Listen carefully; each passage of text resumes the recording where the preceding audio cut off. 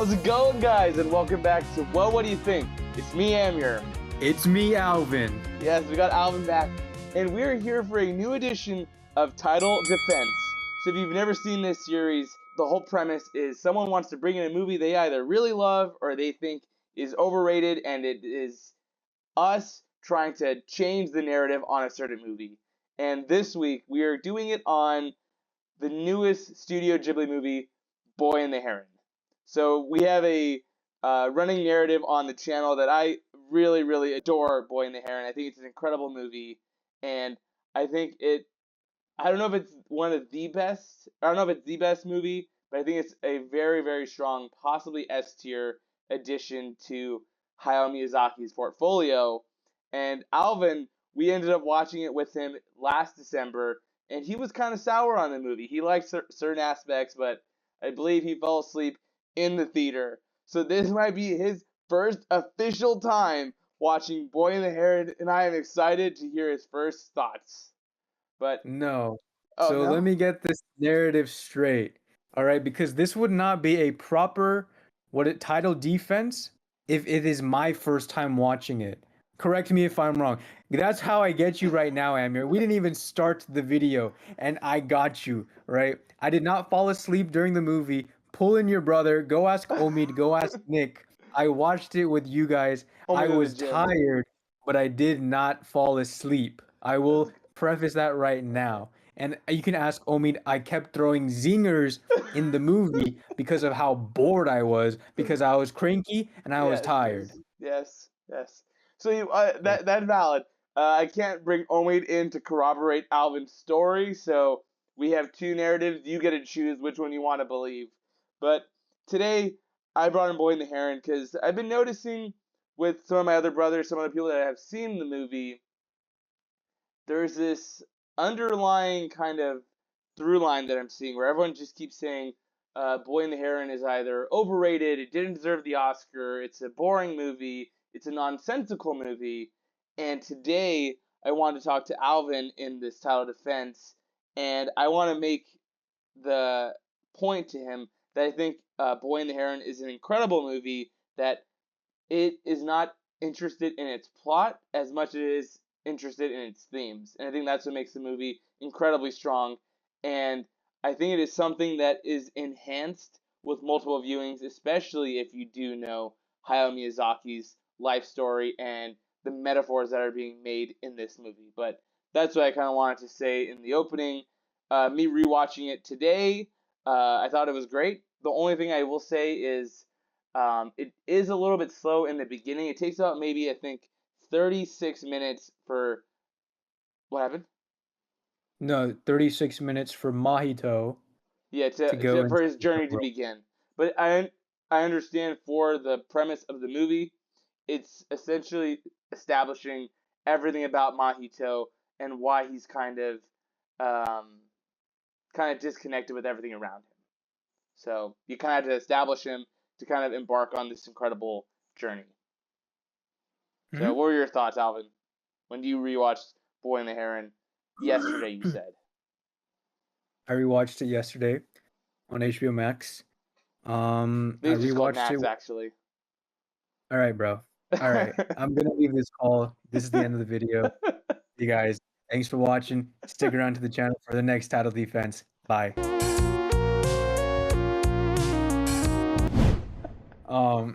I watched it with my mom and my sister. Oh, nice. Yeah. First time. That was probably their first time watching it, right? Yes. And they're aware of Miyazaki's film. I think we watched them a little bit growing up, but my mom recognized the blue Totoro screen. So your question was just, what are my thoughts? Yeah, so how did it feel rewatching the movie? Anything change? What are your first initial reactions on the rewatch? Let me know everything. Yeah. Let people know, did you like the movie? Do you hate the movie? What are your thoughts on the movie? Let us know.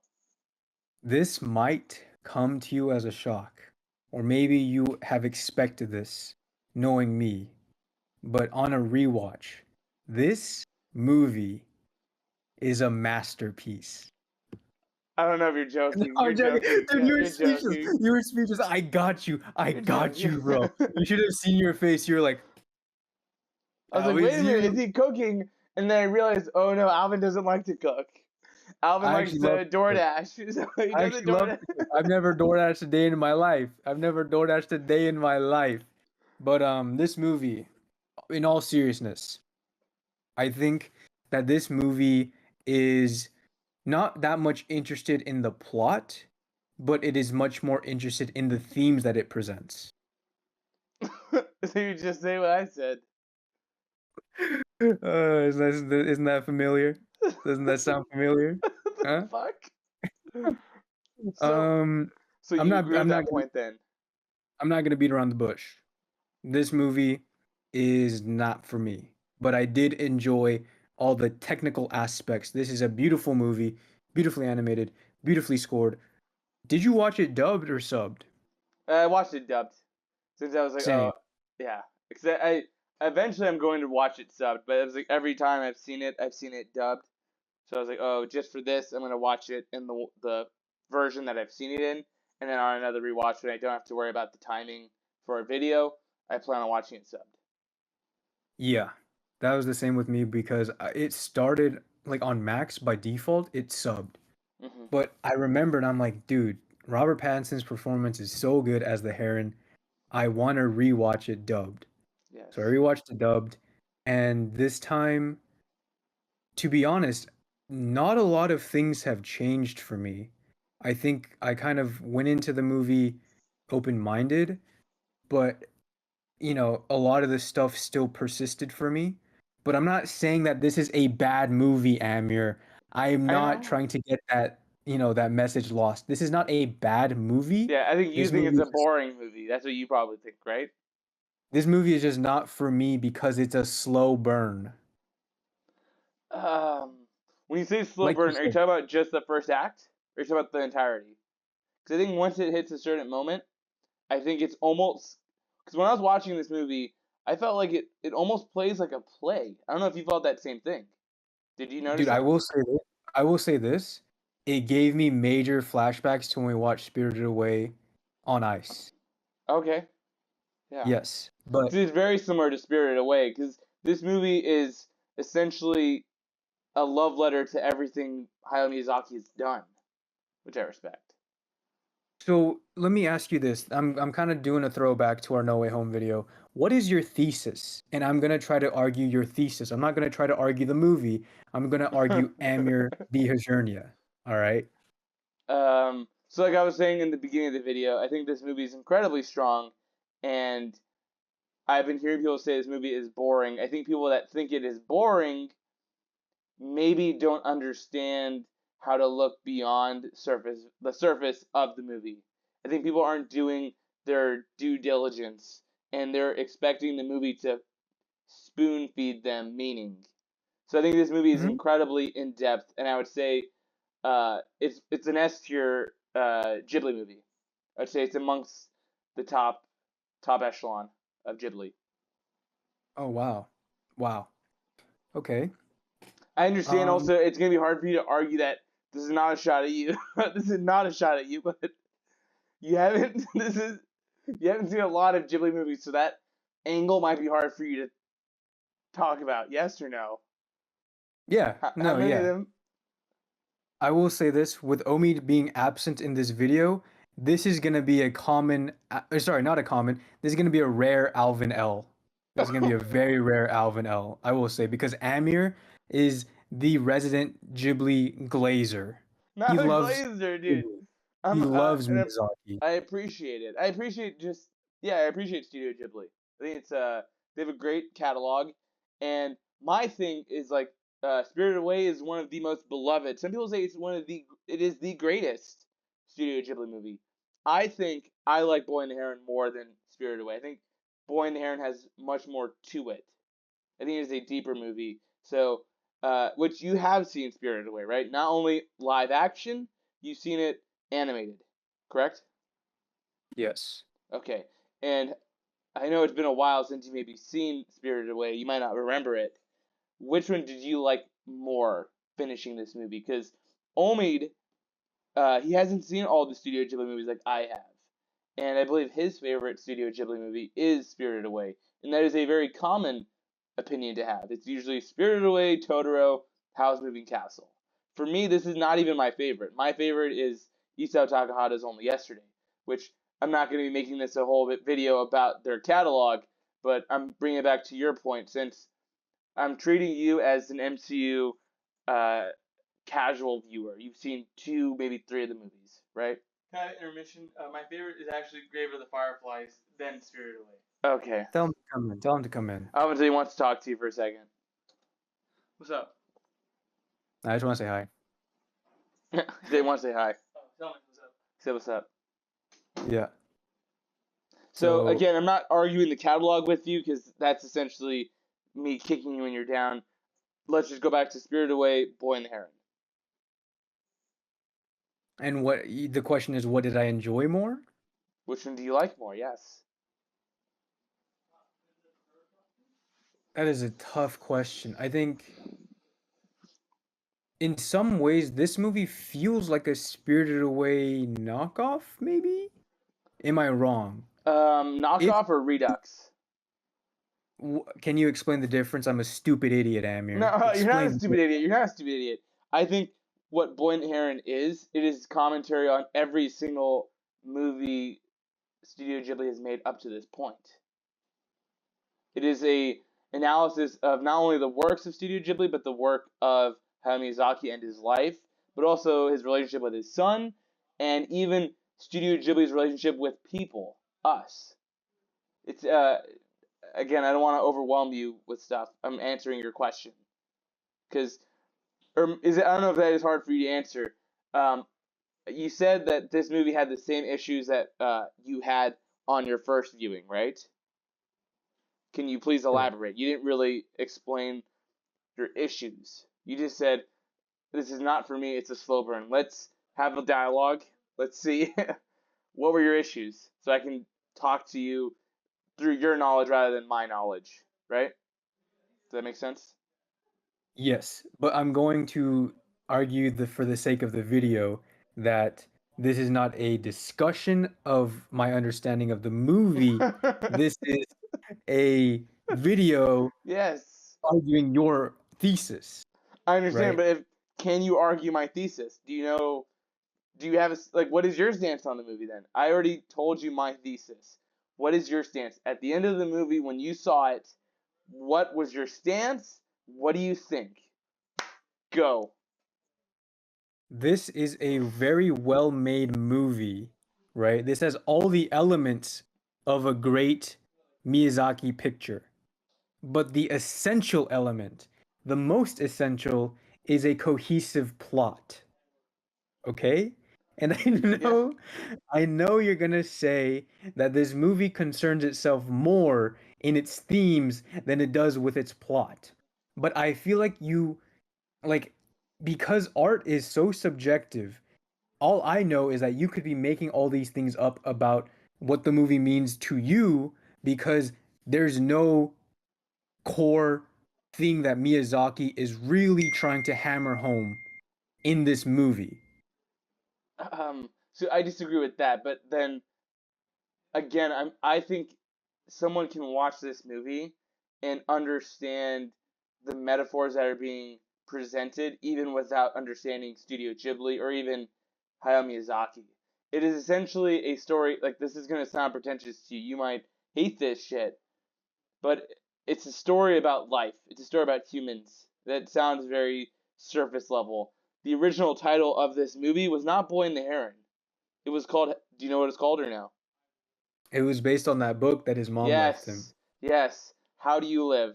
That was the original title of this movie. So I think even if you don't understand all of the fun facts of Hayao Miyazaki, this movie is still incredibly interested in talking about us as people.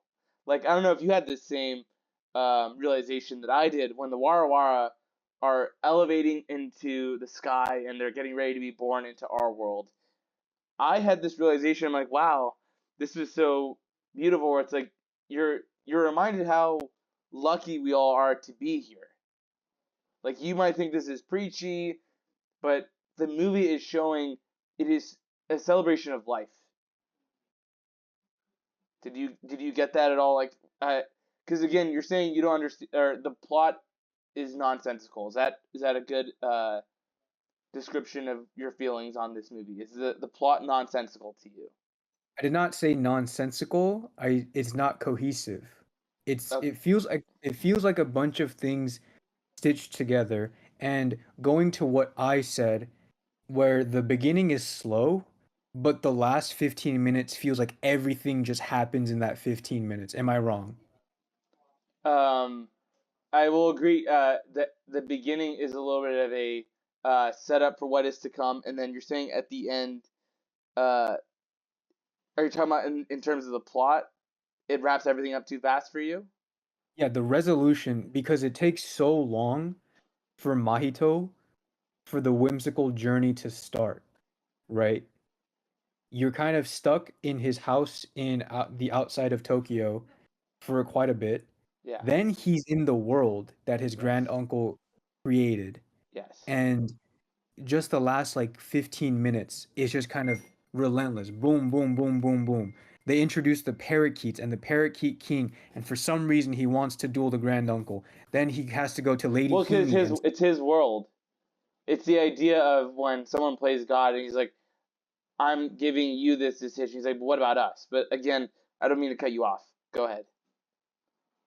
that's pretty much the gist of it, where it's like you kind of I think this movie, while it was 2 hours and it felt a lot longer, if it was paced better, if this movie had an extra 20, 25 minutes, I think the problems would be lessened in terms of my issues with the movie, right? Where it would feel more cohesive and it would flow better. But for me, I don't think the flow is there. So I think because there's a disconnect in the message that it is trying to convey, like I don't really like based off of what your thesis is, right, where the themes are better than the plot, I can't relate to your thesis because for me, the movie kind of missed very fundamental aspects So I think then of let's storytelling. take it back to the core of the movie. How I was saying it feels very much like a play, right? So I think when you're watching this, you have to look at it in the sense of did it freeze?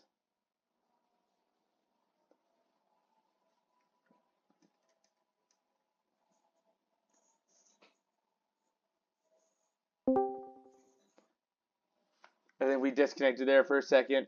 So what I was saying is, since this movie, it feels very much like a play where we're following Mahito, and it's like he has a portion or like an act with a certain character, and each character is its own separate act, and they all teach him a different lesson.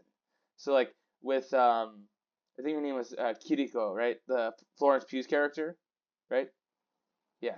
So she kind of teaches him the value of life and why we're all here, and also Willem Dafoe. He had an incredible scene where it already at the beginning shows us that it seems like this can be a utopia, but because of nature, not everyone is born the same, and the gray herons or the pelicans, they were essentially forced this destiny of all right, we're eating the war because we have nowhere else to go, and we're getting punished for doing what we were born to do here. So every character teaches Mahito a new lesson.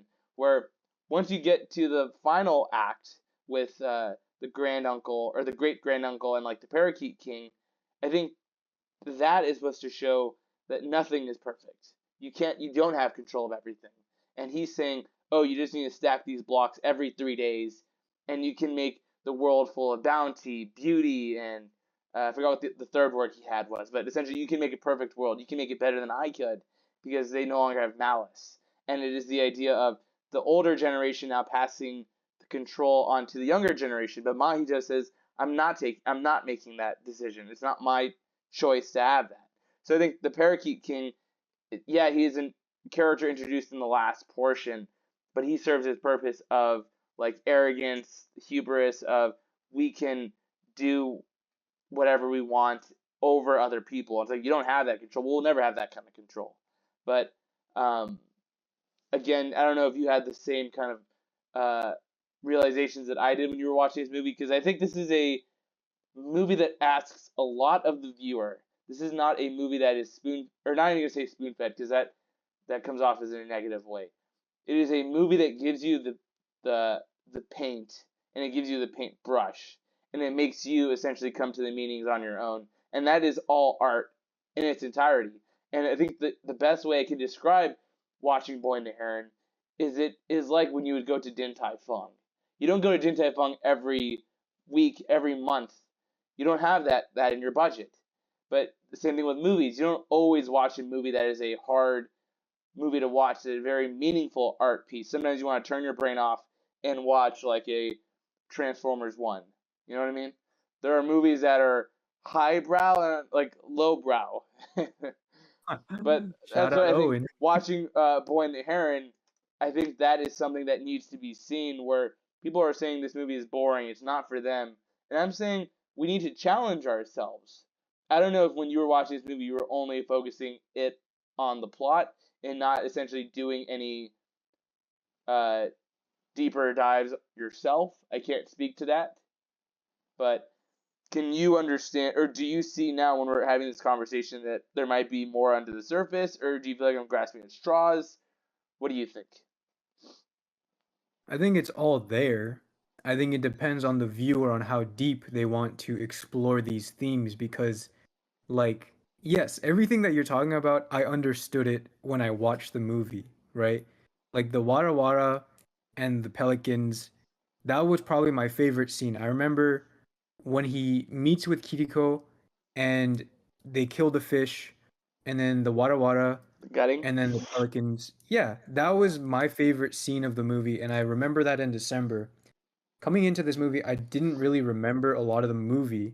So when I got to scenes, it would trigger memories back to December Mm, 2023. I'm like, I remember this movie now. yes. So I feel like this movie is that type of movie where you can go for months and months not thinking about it, not even wanting to watch it. But when you do put it on, you are immediately taken back, at least for me, to when you first experienced, and I say the word experience, not Because it is an watch. experience. As It's a cliche and journey. as weird it is to say, you don't really you do watch what's on the screen, but you're experiencing it because of how Personal. Miyazaki makes you work for it, right? And I, You got so, it.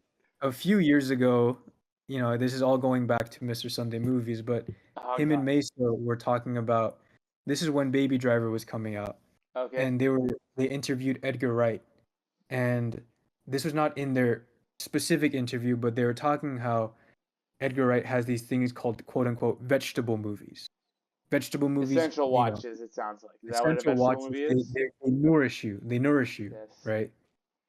I would kind of describe this movie as a vegetable movie because you may not want to watch it. It may not serve you any good to watch it because you have to use your brain. But that's why you should watch it because it makes you use your brain, It makes right? you think This about things that you wouldn't normally. Like, it is hidden, all these deep meanings are hidden behind this fun adventure, and you realize, like, okay, it's not just a kind of wacky fantasy adventure, it's actually very deep. And I do like the idea of a vegetable movie. I never heard of that. Is that a Meso saying, or that's an Edgar Wright saying? It's an Edgar Wright saying. Okay, Meso just quoted Edgar Wright, that's but cool. I love those guys. We love them, but Yeah, they're great. it's kind of like that's how I feel about this movie where I think, having a discussion about it, this is the same that we had with Joker 2. You may feel certain ways about a movie, but the best part of the movie is the discussion, in my opinion, where sometimes you watch a bad movie, but the discourse surrounding that movie is more entertaining than the Than movie the movie itself, itself, which that is not the case here because this is not a bad movie. But I understand what you're saying. right?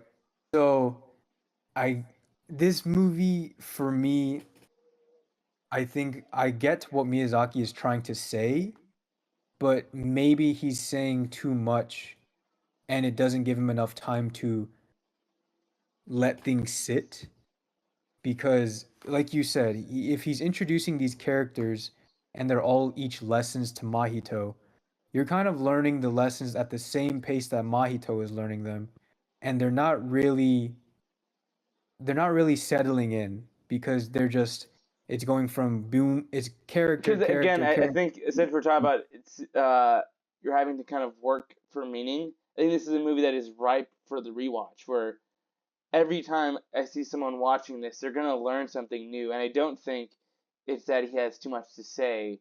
I think that is a testament to how deep the movie is. That this will, I think, stand the test of time Question. because, yeah, Oh, sorry, I didn't mean to cut you off. Keep going, keep going. no, you're good, good, yeah. I think this will stand the test of time because it's so deep, and there is so much that it's saying about him, his son, his mom, his company, even just our generations, the generational gap from the young and the old. I think it has so much to say, which I think is a very appreciated. Yes, I completely agree where the building blocks are there. But so the question I wanted to ask is you mentioned that you compared to Omid, you've seen all the Miyazaki films. Correct. Um, This is I I'm don't know not if I've trying to seen cheat. all of his movies, and it's you're talking about, let's say, just Ghibli, all of Ghibli, Miyazaki's yes. Ghibli movies. Ghibli, I yes. think I've seen all of his. I think the only ones I haven't seen might have been Isau's, Takahata's, but I think I've seen all of Miyazaki's movies. I think to say that. Sure. Okay. So objectively, you are more knowledgeable in Miyazaki than Omid is. Sure. Is that the same with Kian and Bijan? Sure. Yes. Okay. So because of that, do you feel like because you are objectively more knowledgeable in Ghibli Miyazaki movies, you get more enjoyment out of this movie because you follow and you know more about the creator of this world and his art versus people like me, people like Bijan, people like Kian, people like Omid, who Yeah. aren't as into it as you are, where we don't pick up on these things that you do, right? Like you just Mhm. said that this movie is ripe for a rewatch Yes. because you can pick up on things more and more each time. But Hmm. is that because you are a Miyazaki Ghibli knowledge, like you are more Fan. knowledgeable in that Yeah. compared to me and everyone else that I mentioned? I think that's a great question actually. Um, what I'll say to that is I think it gives me a deeper appreciation for this movie, but I don't think it is the reason for all of my enjoyment in this movie because I think a lot of it, like we were talking about, it is not just about uh, his filmography and his personal history. I think there's so much that is just saying about life in general that I don't need to have seen Ponyo, Princess Mononoke, Nausicaa, those movies to pick up on that. I think it's just the idea of, like you said, this movie I think is truly an experience in the sense of we are learning everything with Mahito, like you said, and I think it is such a universal story that there is so much that would resonate even if you don't know all of the fun facts that I know. But I do think it is a reason why I have a deeper appreciation for the movie. I definitely agree with that. Where, um, like I think we've talked about this in December. Like Hayao Miyazaki, he lost his mom in World War II, and that's the same case that happens with Mahito. And there's a moment in the first 30 minutes that I always love, and when it's just Mahito sitting in his bed and he's dreaming, and he dreams of his mom, and you just see him when he's dreaming, he just starts crying. I'm like, that is an incredible scene where even if I didn't know that was a reflection of himself, that is that can connect to all of us. Whenever our parents, essentially, whenever they pass, it is a deeply human story. So I think you don't need to know him to understand feelings in the movie. I think there's so many personal, deep moments like that where I'm just connecting to it on another level. I'm like, shit, that is something that we're all gonna have to go through, and that is tragic. So, Yeah, that's very well said. That was also like another one of my favorite parts of the movie when he's adjusting to his new life with hmm his new mother. hmm Um, the more that I think about it, the more scenes pop up where they're memorable, but they're just scenes to me. right? I'm not kind of It's a digging. collection of moments. To you, it Yeah, doesn't feel like a full narrative. It feels like, I don't know if you feel like this by the end of the movie. It almost feels like you lived with Mahito for a while. Feels like you kind of know him. Do you feel like that or no? I didn't really think about that, to be honest. That didn't really cross my mind, but I can see that, because you you go through he goes through so much, and you as an audience member are witnessing that. Um yeah, I don't know. That did not cross my mind at the end of the movie, but I do acknowledge your stance, and I think that is pretty valid.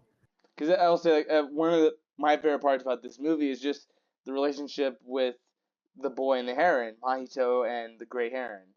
Um, it's like in the beginning they're almost rivals. You know, it seems like Robert Pattinson wants to kill Mahito in the beginning, and then just as the adventure goes on, they start growing on each other. And one of my favorite moments in the movie is when he's trying to help him fix his beak, and then once he finally gets in, he transforms into this very majestic bird, and then he's like, "Oh, look at me, I'm perfect.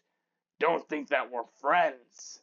And then he just starts coughing up, and then he asks for help again on his beak, and then you just get this hard cut on him like uh around Mahito asking him to like, "Oh, please be gentle." And Mahito is still helping him despite the fact he just said, "Oh, you're on your own. I'm not helping you find your mom."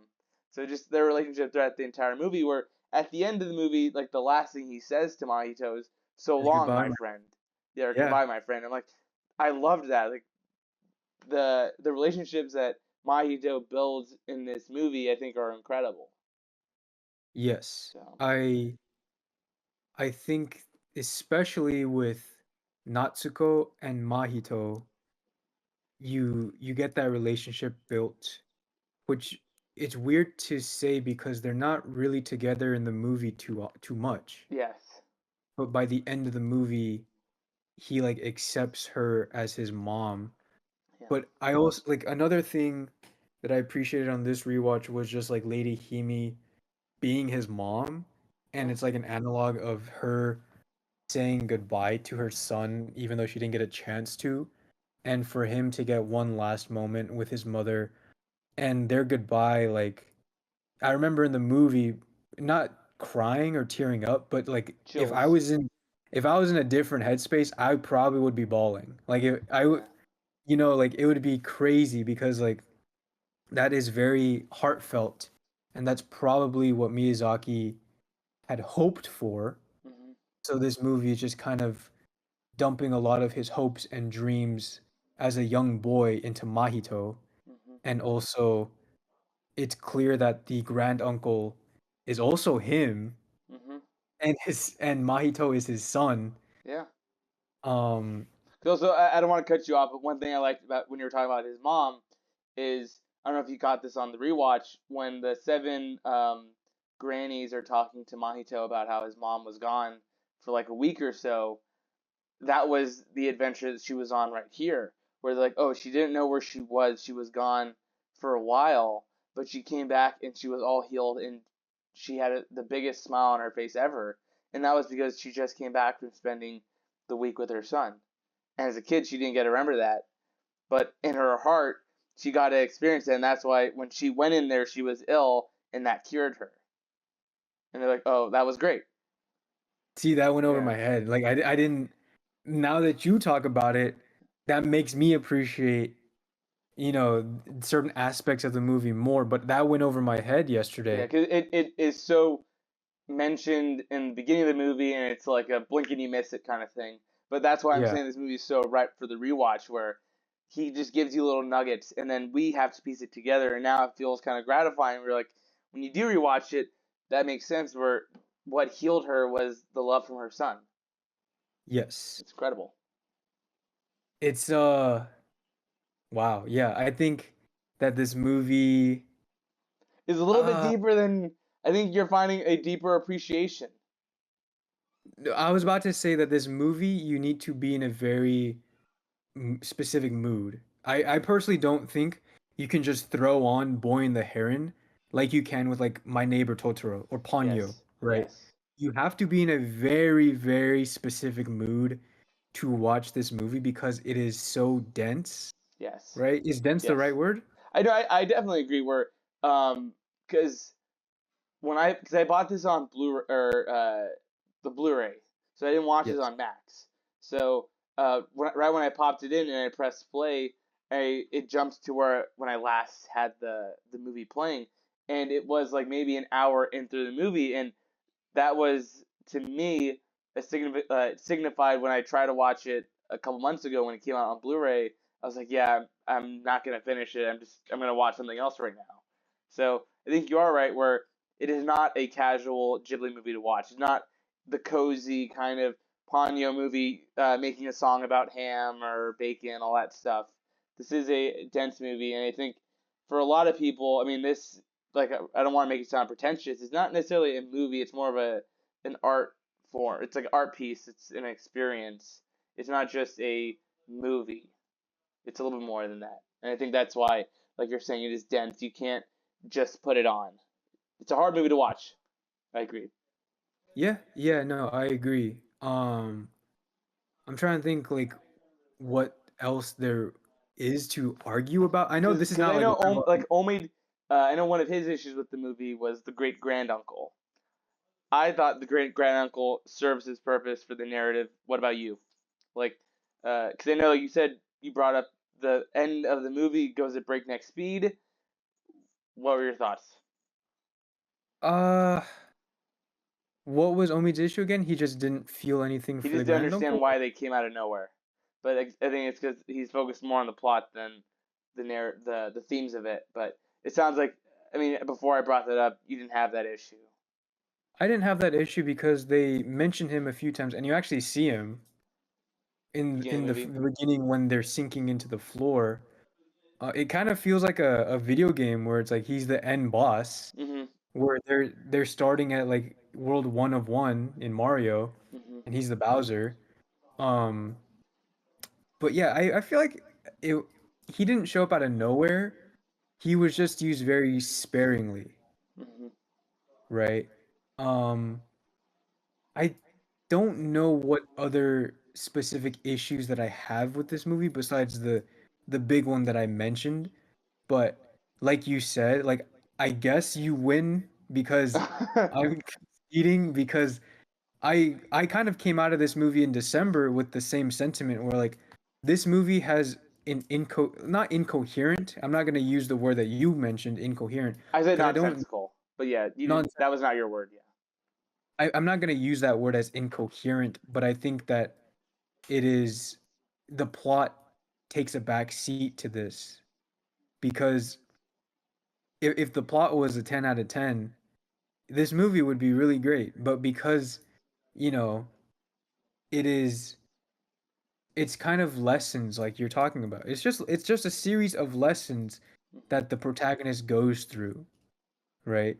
Yeah, because again, I don't want to give another fun fact, but the whole reason why Miyazaki was making this movie was he was saying he wanted to make a movie for his grandchildren to watch to understand what him passing away would mean, kind of explaining death to a child. So, I uh, don't I don't know if it does that too well. you don't think it does the idea of kind of letting go of the past? Because I mean, Mahito learned to say goodbye to his mom, right? So it's the idea of saying goodbye to legacy, and Lady Himi would essentially be him to his grandchildren. Mm. He's so many different characters in this story. See, that's where it gets confusing because he's using these characters as metaphors as multiple people and multiple beings throughout his life where I don't know, like on one hand, yes, I understand what he's doing, but on the other hand, it is too abstract. Does that make sense? But even then, so even if I didn't bring that up, the story. Let's say if a kid is watching it, it's the idea. The core of Boy and the Heron is a son or a kid coming to terms with losing his mom and embracing his new mom. He lost his first and is embracing his second mom, and all of the adventures around him are just ways to further elaborate on that lesson. But at its core, it's losing a parent and embracing a new one, saying goodbye to the old, welcoming in the new. Yes. Yeah. Yes. Yeah, I mean, I'm kind of at a loss for words because I know whatever that I'm gonna say, you'll have a an explanation for it, but I don't Or know what I'm try trying. to give me a curveball. One last curveball before we end this video. Keep me on Dude, my I don't toes. know. I don't know what the curveball would be because like everything we talked about is how I feel about the movie, where it's like this movie is the score is great, the visuals are great, like it Like, is operating. are you happy, or do you understand or content with this winning the Oscar over Across the Spider Verse?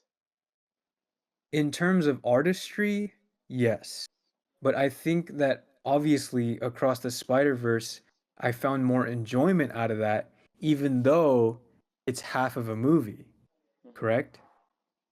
Um, and I will say I did throw on clips of Across the Spider-Verse before watching this. It's on Netflix, so I just threw it Really? on and I skipped through it. And there are I always listen to moments, that at the gym. yes, Yeah, I always listen it's to a it. great movie, and I'm content that Boy and the Heron won the Oscar over Across the Spider-Verse. Mm-hmm. Um, but it is not a movie that I would go back to rewatch and all of that just to decipher the themes Oh wait, because I didn't get to ask, or I'll let you finish your thought, but we didn't even get to go into what your mom and your sister thought, because first time viewers, casual anime fans. But yeah, finish your thought, and then we can go into that for the closing. I do remember talking to you, Nick, Omid, when we walked out of the movie, and I believe that was your second time watching it, Mm-hmm. right? Um, I don't know if I like the idea of Miyazaki not handing people the answers that they're looking for. But when you actually execute that idea, I don't know if that is how I would want to consume film or art, right? Because you're kind of telling me here is what I made, the rest is up to you. But I feel like the point of, at least for movies, is like an artist wants to portray a special meaning or like, you know, I'm thinking about different movies that we watched where it Like, has did you a watch Civil reason. War or no? No, you know what I'm thinking of? And I Huh. feel like I'm thinking about the new movie Apprentice, Oh, where I it's didn't not, watch it. isn't, I didn't watch it either, but it's not idolizing the Trump. Donald Trump, but it's kind of, it has a very specific reason why it's made to kind of, it's not going to humanize him, but it's like showing you the reason why he is today, like how he became that, right? So I feel like filmmakers set out to make movies to say something. Yes. And while this discussion has shown to me that Miyazaki has said multiple things, that is what you think. Is that what the consensus of the people who watch this movie think, though? Um, I think a majority of the stuff that we were talking about today is still present in the movie, where, like I was saying, at its core, it's the idea of accepting loss. I don't think that is something that is hard to pick up on, or that is up for interpretation. I think that is something that is present and clear, that Miyazaki did go out to say it is accepting loss. Would you agree with that Yes. point? I do agree with that, but I guess what I'm trying to say is, okay, have you talked to other people who've watched this movie? Yes, that the answer is yes, right? You've talked to other people who've seen the movie. Um, Counting you guys and a couple of coworkers, sure. Did they like it? Uh, Coworkers really liked it. Brothers and friends more so. Only gave it, I think, a B. Bijan Kim gave it a C. The people who liked it, did they think the same things that you thought, or were there different interpretations that they Okay, had? here, there's a perfect example. One of my friends at Shuffle and Cut, right? He casually watches movies, but he likes Studio Ghibli, but he doesn't dissect movies in the same way that I would say we would. I would say he's still a casual viewer. He watched the movie. He went into the movie hearing both Keon and I's thoughts on it. Where um, I say I'm a very avid fan of this movie, and I've noticed with Keon, he's almost digging himself deeper. Where he's like, "Oh, this is one of the worst movies he's ever seen in his life." But I think it's because he hasn't rewatched it since the theater, and it's like when you're sitting on one opinion and you let it marinate, it's like you're letting that become festering to something greater. So Keon hates this movie, as he says. Our friend Parker, he watched it and he ended up loving it, and he did not come to the same conclusions that I did, and he was not looking into the movie in the same deep lens that I was. He appreciated it for what it was, and he was like, "Oh, I really enjoyed it." He's like, "Oh, is it a little bit more of a slow Ghibli movie?" Yeah, but I really had a good time, and he wasn't Okay. doing the deep dissecting that I was. So I think there are Mm, people that can still really enjoy this movie, give it an A 9 out of 10 without doing the dissecting. And mm, probably one of my coworkers, I would say, he, um, we didn't necessarily talk about the same themes, but I know on when I was talking to him and seeing his review online, he was very analytical about it. So yeah. mm. Yeah. That is kind of the the point of what I want my stance to be, where in theory, that is awesome. That is awesome that multiple people can come up with different conclusions of seeing the same thing. But to a certain extent, if multiple people have different interpretations, does that mean the movie has not done a good job of setting out to say what it wanted to say then, right? I disagree. I think it's like, some of the best sci-fi movies, ones that are up to interpretation, where I think it has to be written in a certain way that it allows for freedom to be had in interpretations. It's like the building blocks are there, the colors are there, the artist knows how to use the tools in a certain way to allow. If I'm looking at this angle, it looks like this. If I'm looking at this angle, it changes the picture.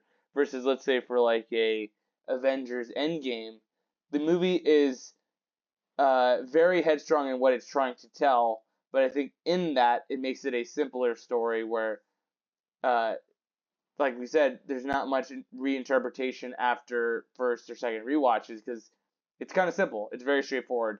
I think with this, it is successful in what the artist is trying to do because every angle you look at it, there's meaning because the movie has set up X, Y, Z things to back up or support your claim, aside from his real life stuff. So, yeah. This is a This is a I'm rare dub. sweating.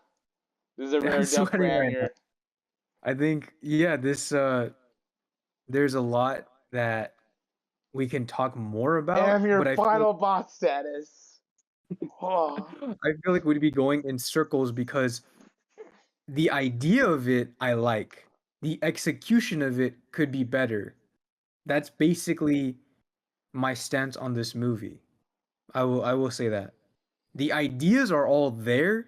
It just needs to be cooked. It needs to be marinated.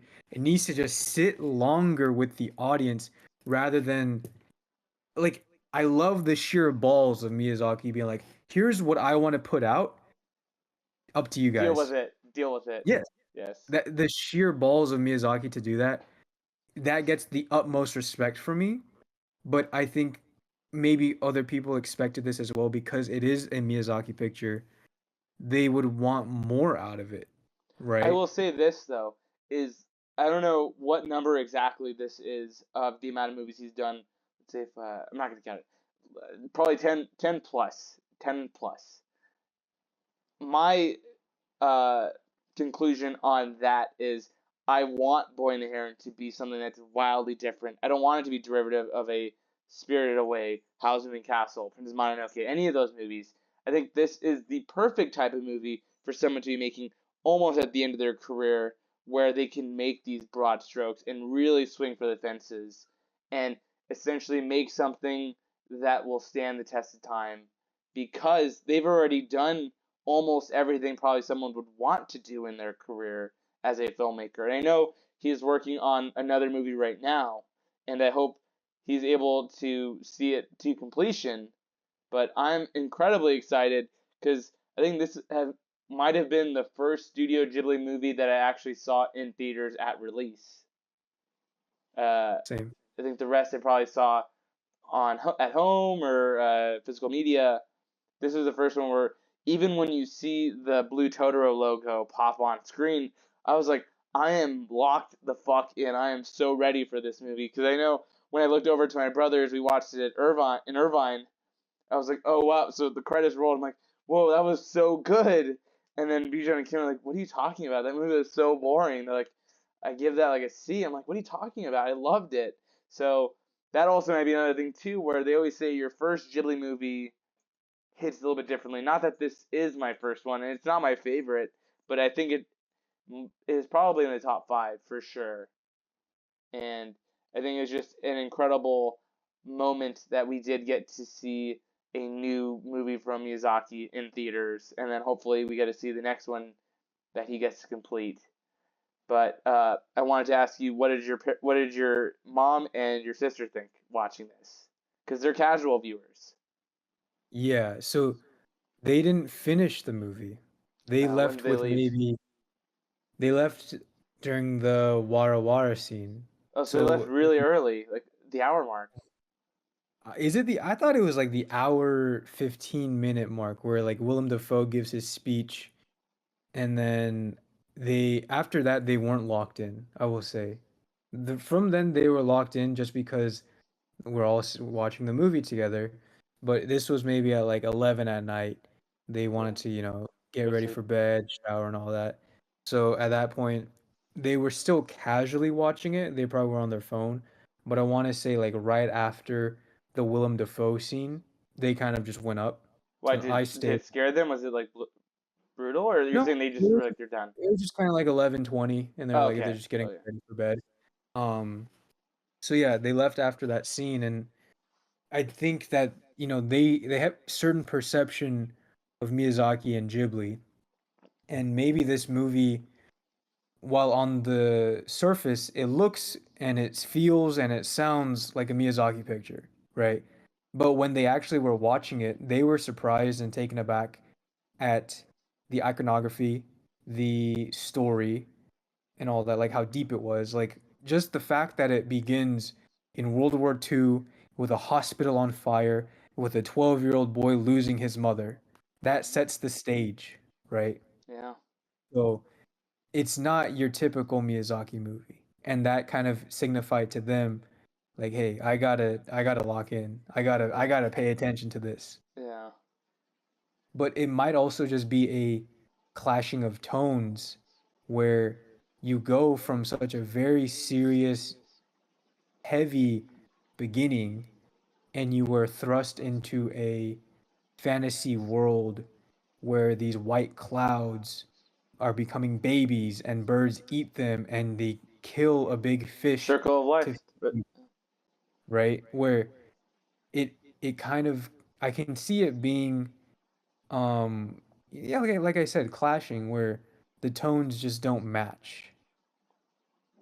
I would disagree because I mean I feel like that is still grounded in the sense of it being not to say morbid in the beginning, but a little bit more dark and being a little bit more of like a harsh reality. The beginning is a harsh reality of some people will lose their mom at a very young age, and seeing the Warawara, it's a circle of life. Not everyone is born the same. Uh, but yeah, I agree.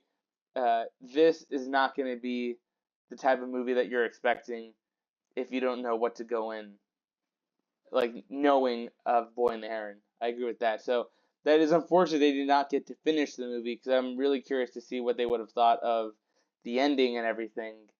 But I mean, it makes sense if you're a casual viewer. It is a tough movie to finish the whole way through because I will admit it did feel a little bit longer than 2 hours, but I think that was just because of the beginning. The ending I loved, and I love everything you're talking about the last 15 minutes where I'm like, it's super emotional, super energetic. It's like, oh, you're always get something new, and I love the ending. I love when Mahito and Lady Hime are running through the corridors and the hallway breaks into cubes, and you just see this intergalactic dimension, a space behind them. I'm like, that looks so great.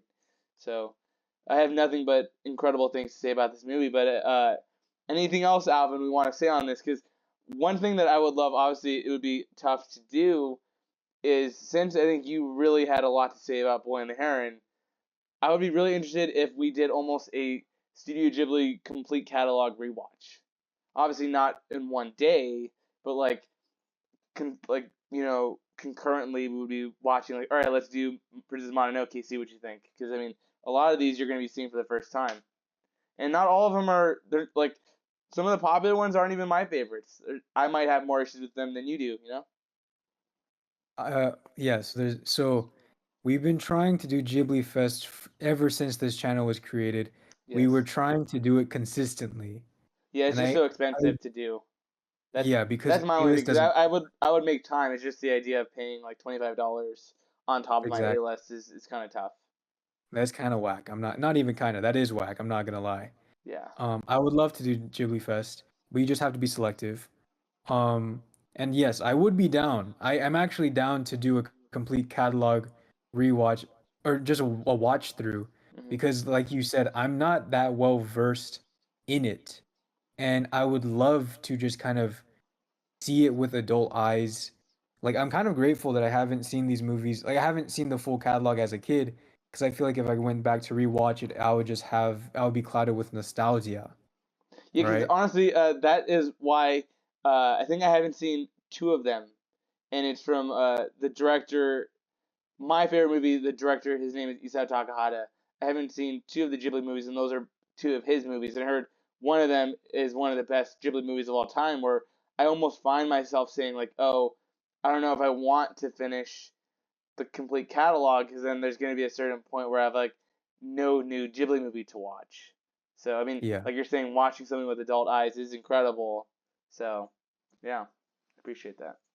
I am down though. Let's say for 2025 we do a Ghibli, a catalog Playlist. watch. Yes, I'd be so down because let's fucking go. it made me want to watch the other Ghibli movies because when the credits roll, it suggests the next movie. I will say it suggested another movie and I'm like, okay, I do want to watch it. That's great. So, So I yeah. think this is a rare W on Tile Defense. This is like a no jokes. It might have been the first W because I know all of us were saying we always want our own episodes, but I think this is a true victory where I think I changed your opinion on the movie. Where just talking through it more and more, you realized you had a greater appreciation for it. And I would have loved if Omi could have been in this because I don't know if the Yes. discussion would have been different, if it would have been I more think confrontational. I don't yes. know. I think with Omi in the call, it would have been more hostile, and I love that energy because I'm not gonna lie, there are like no funny moments in this video. It's all so serious, but also the stance that you took, your thesis, it's very easy to argue. It's very easy to agree with it because I feel like that is a very like that is a very the consensus that's the consensus of the movie, right? Yeah, but the people that have been around have been arguing the latter, that it's not good. So that's why I was like, uh, I was because I think Omid would have been more aggressive than you were. Or I don't know, maybe you would have been aggressive too if you had more of an audience. This was almost more like a discussion where you were receptive to what I was saying rather than doing your, all Yeah, of I your am a bit goofy of a showman. Alvinisms. I'm a bit of a showman. But no, like legit, like I felt this way about the movie last year when I watched it. Yeah, Granted, but I I think now was you have like, a greater appreciation because last year you wouldn't have even thought of all of these deep meanings. I think no way. No way, bro. I was running on like 6 hours of sleep. I was that's what I'm awake for like saying. 18 hours. That's what I'm saying. That's So like crazy. when you say, "Oh, you had the same feeling now as you did a year ago," I'm like, "There's no way." You I am didn't even in terms of like understanding what like because I think even I a week ago we were thinking about doing a tile defense on X Men Apocalypse, and you're like, "No, no, no, no, no. I want to do it on Boy and the Heron. I think Boy and the Heron Yes. sounds way more fun. So I think Yes. that was because you were expecting to shit on this movie, and then you realize like, oh fuck, this movie's actually good. I wasn't expecting to rag on the movie, but I knew I for sure wanted to rewatch it because I feel like I didn't give it a fair chance a Yes, year because ago. you were I was really fucking sassy. tired. Yeah, I I was was like, pissed. I yeah, was legitimately I was pissed. convinced you didn't finish the movie, but you I said you did. finished the movie, bro. Like, see, now you're pissing me off. Now you're pissing me off by saying that. All right. But I did finish it. I think just if the circumstances were better, I I have come to the same conclusion where I understood what he's trying to say a year ago, right? I'm not a Yes, stupid person, yes, all right? yeah. Yeah, but But I do it's think just that, don't I think you're underselling the journey you and I just went on in this video. I think you did have a complete 180 on it. I think you appreciate it much more than you did before. I think when you were coming into this, you did not expect to essentially I don't want to say concede or like, you know, roll over, but I think at the end of it we could shake hands and I think you did change your opinion on this because of the facts Amir, presented before you. Amir. You are so gullible, bro. This is where I get you. Yeah, right, dude. Everything You're a great everything that actor, I talked Alvin, but about, not that good.